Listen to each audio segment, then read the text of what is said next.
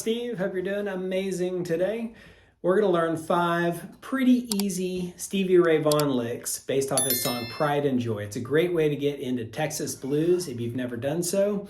I'm going to try to make them as easy as possible. I think they're like, beginner, a little bit beyond beginner level. They sound harder than they are, and I'm going to show you because that's what I do. I make things really easy. So let's just start off this thing in E major. And if you've never done Texas blues or regular blues, it goes E major in this particular song, and it works its way up to A major, and back down to E major. I'll show you some of the licks in a second. And then it goes to B or B7, A or A7, and E, and back to B7 here. So I'll show you the chords a little bit more in a second, but let's just start off here in an E major. And the first thing you want to do is go low and then high upstrokes on the high notes right there. And you want to do palm muting. All those right there, upstrokes besides that first one. Now when I do the upstrokes, I'm really hitting them all, but the key is palm muting right here with that and doing what they call raking.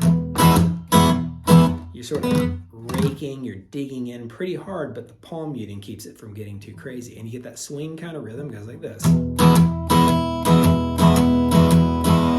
Pretty neat. Now the first lick we're going to show you goes like this. Very neat. So you're hitting the low note of the E major right there and going to the 2nd fret of the G and the B strings. You sort of lay that finger on there like that and then remove them, open G and B, and hammer on the 1st fret of that G string like that. So pretty neat. So that one's not that hard, right? Now if you want to spice it up a little bit, you go like this. Just keep adding that finger off and on the G string onto the 1st fret. So all together. And right after that I went low, high on an E major. That leads us into our next one. We're going to work our way up to the A major, but the next riff or little lick goes like this. It's a little walk up right here. So open A string, open E string, the low E string. Then go to the 2nd fret twice, 3rd fret twice, 4th fret twice. And if you go like this, pretty neat. That's the 2nd lick right there, and that goes into the A major. Now when you go to the A major, I use my finger here because you really don't want to hit the high notes and you want to dig in on the low ones.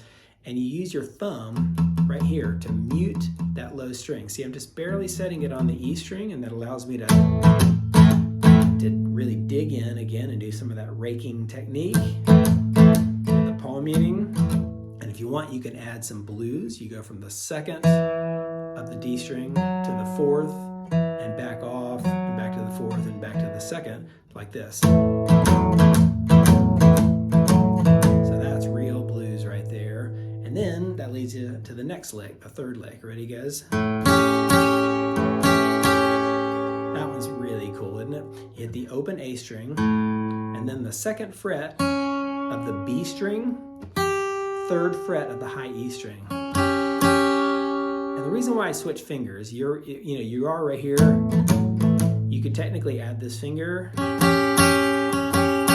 It'll sound really good. You're just adding this finger to the 3rd fret of the E string, and you've already got the rest of that on the A major. But the reason why I sort of switch for a second is when you use these fingers, it allows you to really get double vibrato a little bit easier. So you can do it this way. So the low A string to those notes up there, or you go. See there, I accidentally hit the open G string, which isn't so bad, right? Then it goes, she's my pride and joy, back to E major. Now, this is a bonus lick, doesn't really count right here because if you want to do that, that's a really neat thing you can do when you go back to the E major. You basically take an E major, you hit the low note twice, and then hit an A major. You just lay this finger down, right there. It's an A major with the open A, and the rest of them are on the second fret of the D, G, and B strings. And then hit the really open everything and hammer on, whether you use this, 3 fingers or 2 fingers, to the E major. You put everything onto the E major right there. Pretty cool. So that one is a little bonus lick. But when you go to the B7th, and again a B7th, this is in the turnaround, that's the 2nd fret of the A string, 1st fret of the D string, 2nd fret of the G string. That's the B7th. Right when you go there, check out this lick. Not as hard as you think. You put your 2nd finger on the 2nd fret of the G string, slide it up to the 4th fret, and then take this finger, put on the 3rd fret of the B string, and do that a couple times like this. Ready?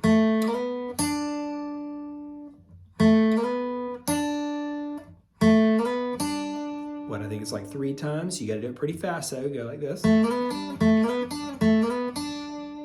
That's a fun little exercise to do. And then go from the 4th of the G string, slide it right down to the 2nd fret, and pull it off to the open G. So 4th, 2nd, open of the G. And if you hit a couple of those notes, doesn't really matter. And then go to the 2nd fret of the D string, right there. So try this. Isn't that sweet? Great Texas blues. Pretty cool. You're right there in the E major. So it goes B major, and then it goes to an A major, and when it goes to A major, again, you're still in the turnaround. Check out this lick.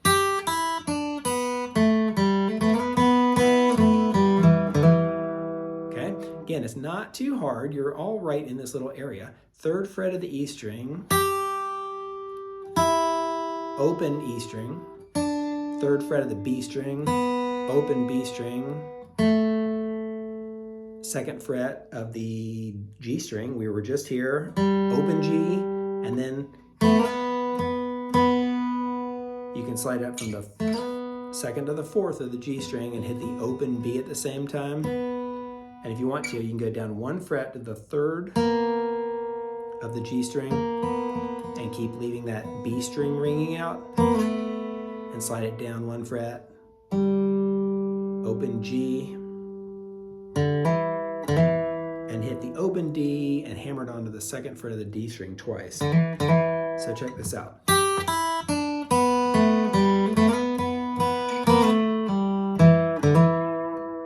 One more time.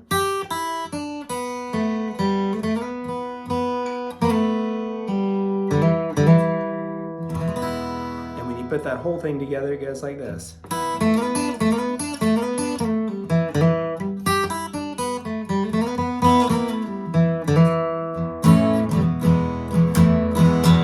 then as the bonus 6th lick right here, it goes.